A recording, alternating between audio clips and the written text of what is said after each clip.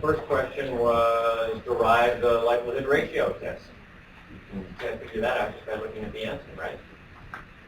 So if you've got that answer key pretty. So this answer key that's attached here.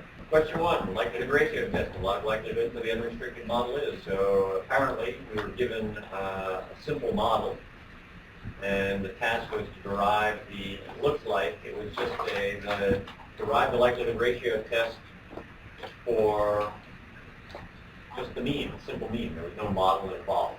So we were just testing to answer a question about whether or not the population mean was equal to something given a univariate random variable, a sample of a univariate random variable.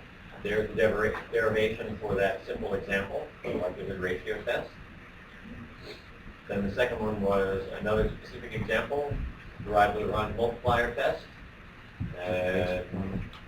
This relies on knowing that the likelihood of the LaGrange multiplier test must be that the statement of the problem again had to do with testing something about the population mean when you just have a single random variable x. Yes? From time to time, the Economics Graduate Student Association is more or less active. During those interludes of activity, they do assemble files of old exams, but I don't know anything about that either. What's on the web is on the web.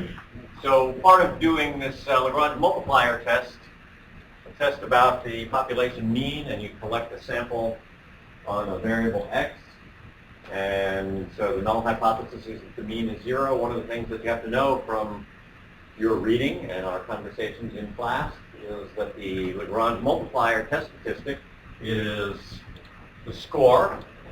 It's the first derivative of the objective function multiplied by Fisher's information matrix, first multiplied by the score. The score is the rate of ascent on the likelihood function. So the objective function is the likelihood function, and you take the first derivatives, and then you set up the LaGrange multiplier test. So that's in I think that is in, I know it's in the textbook.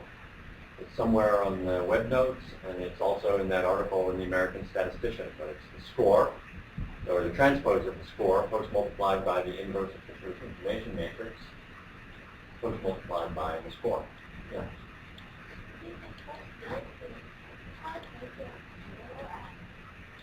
Because the first derivative evaluated at the sample mean is 0, or evaluated under the null hypothesis is 0.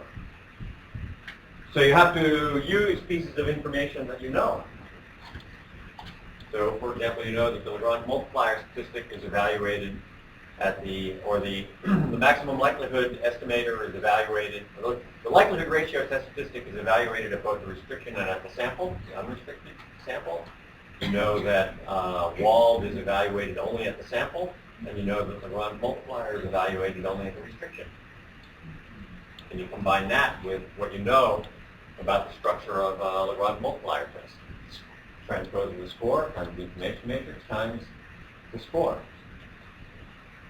And the WALD, by the same token, is something that looks like the score times something that looks like the inverse of Fisher's information matrix, just happens to have been evaluated at a different place, most multiplied by the restriction vector, which looks like a score. And it's that observation that led people to go through all the work of deriving the result of the three. Not only are the three test statistics chi-square distributed, but they are also algebraically related to one another. That under the normal distribution, and in fact under most exponential distributions, there's an algebraic relationship between them which tells us what order they're going to appear when evaluated numerically. You know which one of the three is going to be biggest for a given data set. Which one is the smallest? But the three what? Which three? LM, LR, and W. And the next question I think had to do with WALD. So the WALD test started a little differently than the first two. The first two was testing a null hypothesis about the population mean. The second one, I changed it a little bit to make it a little more interesting. And instead, we were doing something with the sample proportion, testing a null hypothesis about the proportion in a population. So pi 0 is what we believe under the null hypothesis. p hat is the sample proportion. And then the part in the square brackets is the variance of the sample proportion. That one, given that you already memorized what the wall statistic looks like, that one's a pretty easy one to do. You just had to remember some things about distribution of sample proportion.